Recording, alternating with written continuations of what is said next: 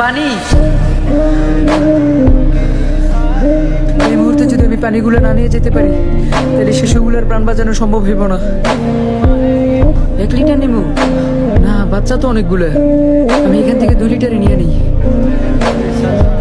ভাই এই পানিটা আমার খুব প্রয়োজন, ওইদিকে শত শত বাচ্চা বিপদে আছে, আমি খুব তাড়াতাড়ি যাইতে হইব। বিশ্বাস করেন ভাই, আমার কাছে কোনো ভাঙতি নেই, 2টা 500 টাকার নোট ভাঙতি করতে করতে হয়তো ওই দিক দিয়ে আরো শিশুর প্রাণ চলে যেতে পারে। আমি যাওয়ার সময় ভাই টিয়াটা দিয়ে যাবো ভাই। এই যাইতে দিয়ে যাবো মানে? আমি তো এখানে বাকি ব্যস্ত বসি নাই।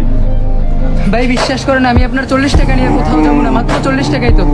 যাওয়ার সময় আমি এদিক দিয়ে দিয়ে যাবো। কে বলছে এই পানির দাম 40 টাকা? এই পানি 600 টাকার নিচে বেচবো না, দেশে সমস্যা চলতেছে, দেখো না?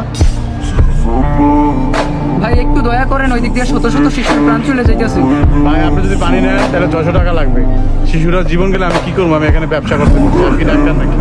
এখন যদি আমি 600 টাকার লেগে পানিটা না নিই, ওই দিক দিয়ে অনেক শিশুর প্রাণ চলে যায়, আর আমি বাচ্চা থাকতে এটা আমি কখনো হইতে দিব না। আমি 600 টাকা দিয়ে পানির বোতল নিয়ে যাবো।